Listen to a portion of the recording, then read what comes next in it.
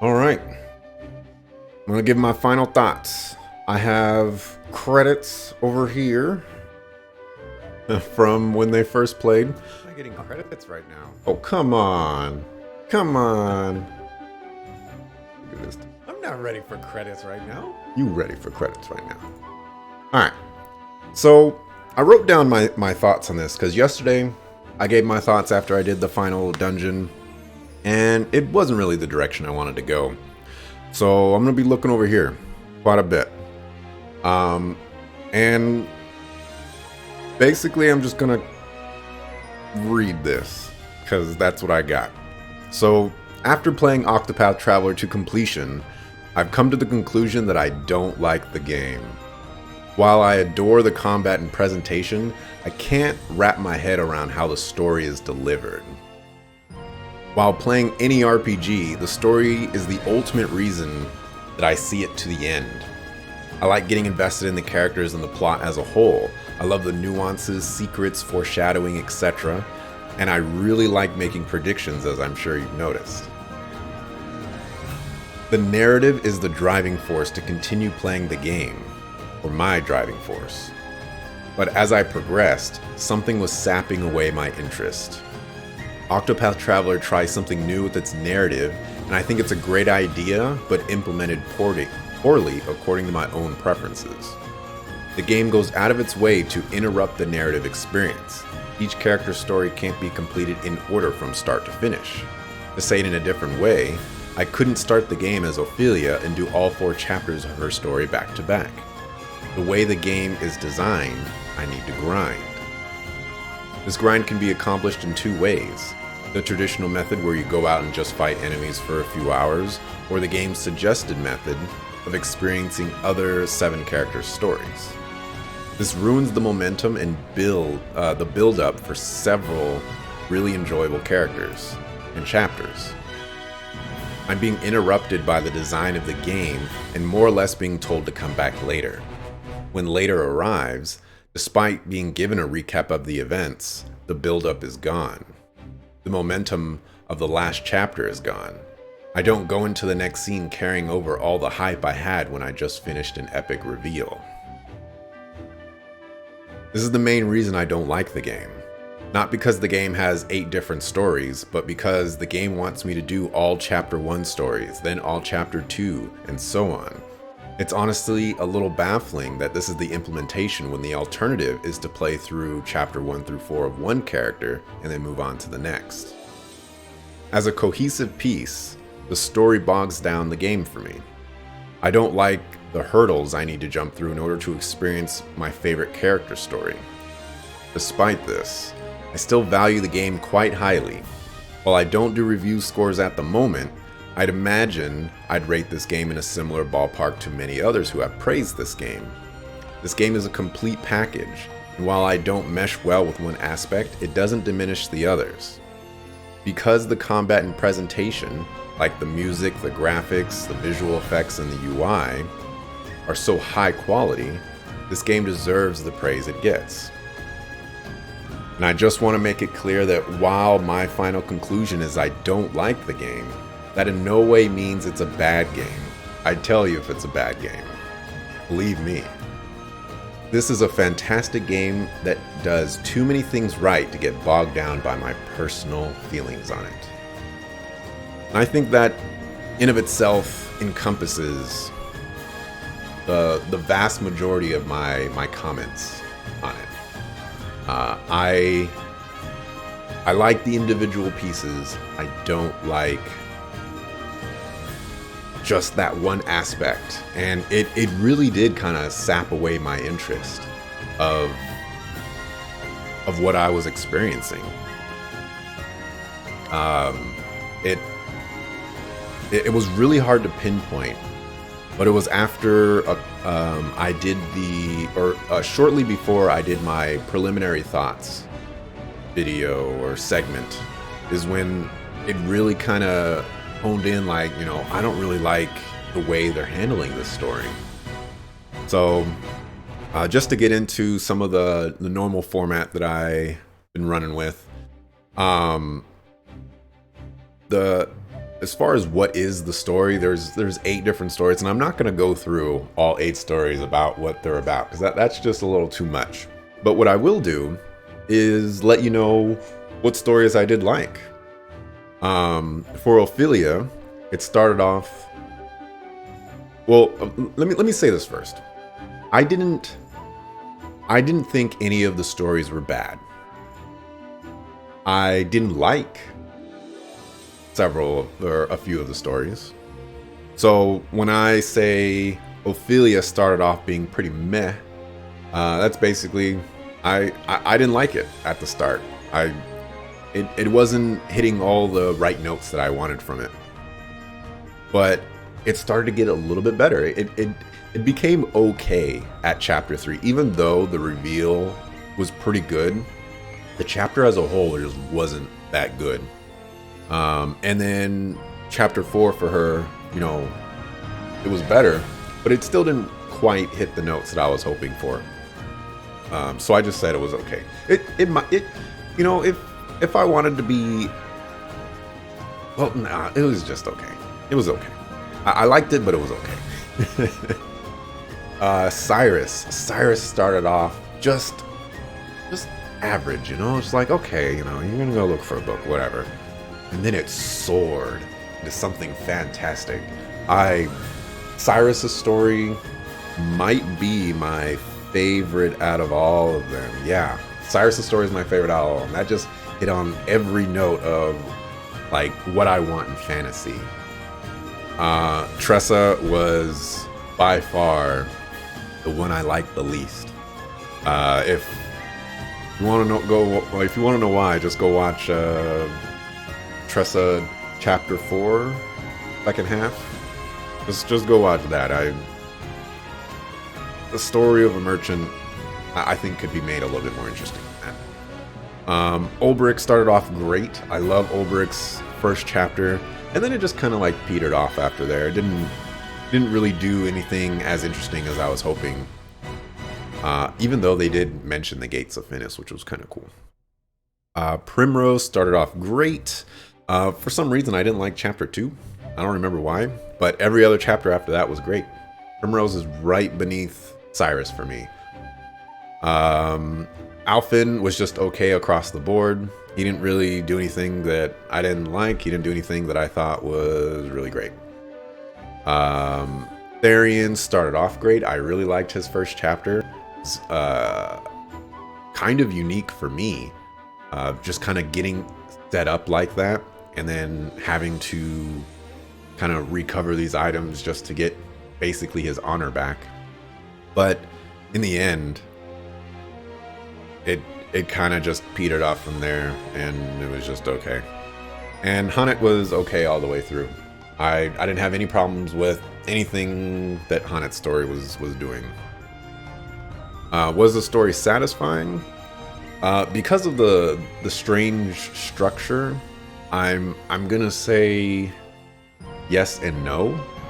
A lot of the stories came to a satisfying conclusion, and I liked that. But the way I was forced to interact with the story does hinder that satisfaction as well. Each story was also pretty small, and it made it a little bit more difficult to get engaged because the character development, the world building, it was in very specific places, and that was kind of difficult to get behind. And I just want to get this out of the way because I might forget about it. I don't think the post-game content redeems anything that happened before it at all. And I went through like 20 different reviews for this game. I watched them on Friday, and most people gave it a lot of praise, but some people were mentioning that the dungeons might have been too formulaic.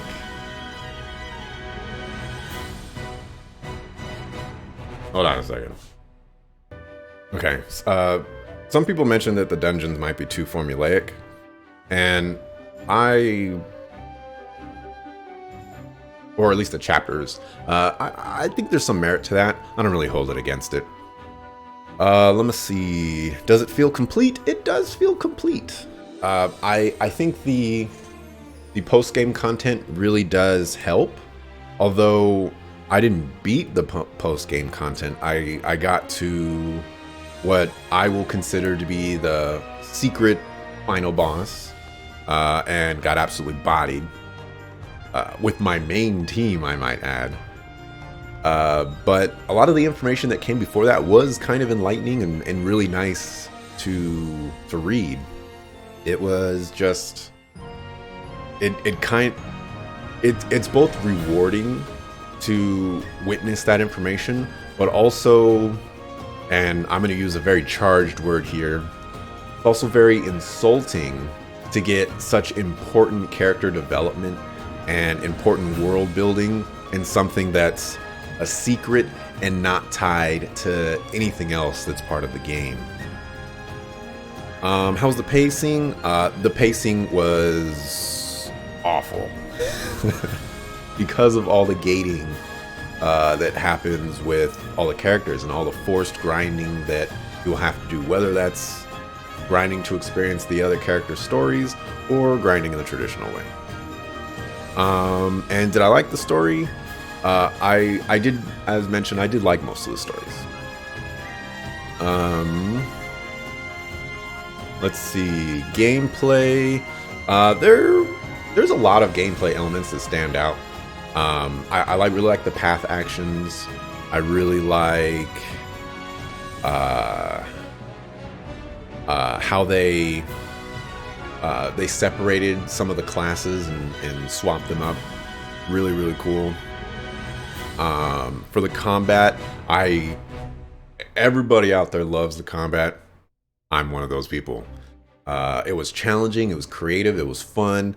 The bosses added a whole new dynamic, and I don't really have hardly any negative things to say. It's mostly like from a building of the combat systems, I think it's near perfect, if not perfect. I'm sure they could add many things to make it smoother. Like the animations and how damage is being dished out. Fire was doing that significantly faster than all the other spells. I think if they sped up all the other spells to be as fast as fire, that would be an improvement that I would like to see. But I mean, that's so minor to point out. I really like the bosses because they changed their weaknesses and had unique abilities. There's a boss out there that reduces your max HP every turn, and it's crazy. I mean, it really forces you to kind of say like, okay, I might have to approach this in a different way. There were no annoying dungeons except for, I guess, the post-game dungeon, which I didn't test this, but I was told that you cannot save in between any of the bosses. So if you die, you have to do those 8 bosses all over again and then do your attempt on the final boss. That's obnoxious. I don't like that. Any cardinal sins? Backup party members don't receive experience. That goes into a whole nother tangent that I went on yesterday that I'm not going to get into today, but what I'll briefly say about it is, for a game that wants you to experience all the characters, it seems like a really weird decision that they would then decide, well, hey, we're going to make it so that if we're going to punish you for not using those other 4 characters that you basically need to play. It's a weird decision when it's 8 characters, 8 stories, but we're gonna punish you for not using some characters. Some miscellaneous stuff, like the sound and music, really top tier. I love the sound design in this game. I love a lot of the music tracks. You've heard me gush over several of them. The voice acting, something that I typically say about voice acting, it's either, well, it's not fully voice acted, but what the voice acting that is there, I like. I don't think there was a single character that I was annoyed by the voice acting, although I'm pretty generous with my praise on voice acting. I'm not that crazy. And I actually, as much as I was making fun of Hunnit's chapters, I actually think the voice acting of those characters was pretty top notch. To talk like that is very difficult in my opinion. So, you know, props to the people who had voice acting in Hunnit's chapter. The graphics, I don't got anything more to say about that. The graphics are amazing. Go ahead and swap over that. And that's all that needs to be said. Some of my favorite characters were Cyrus, Therian, and Primrose. Those were kind of darker-ish stories, and so I like those. I don't really have any favorite locations. I didn't really worry about that. Some of the things I disliked, also known as potential nitpicks. When you analyze HP with Cyrus, or Scholar basically, it doesn't let you say the HP for the entire fight. This isn't a cardinal sin because you have the ability to see the HP of an enemy, but I would really like it that you get to have access to that HP for the rest of the fight, because using a turn to see the HP, that's a significant investment. In the same way that being a rune lord and having to spend 2 turns to do something is a significant investment. The story structure makes the game a little strange to play because of the weird play style it forces, unable to complete one character's story before moving on to the other. I went into this at length, but it's something that I significantly disliked. Another thing was curative items don't automatically select the character with the status ailment. This is one of those like little things that is a quality of life change that would just significantly help out. There's a couple times where I accidentally used items on people I didn't want to, and it was rough times. And then I mentioned this also a couple of times, the clicking noise when you progress dialogue. I don't like that. I don't know what this looking at it from like a sound design perspective, or like moving into the game design. I'm not sure what purpose it has or what significance it's meant to have.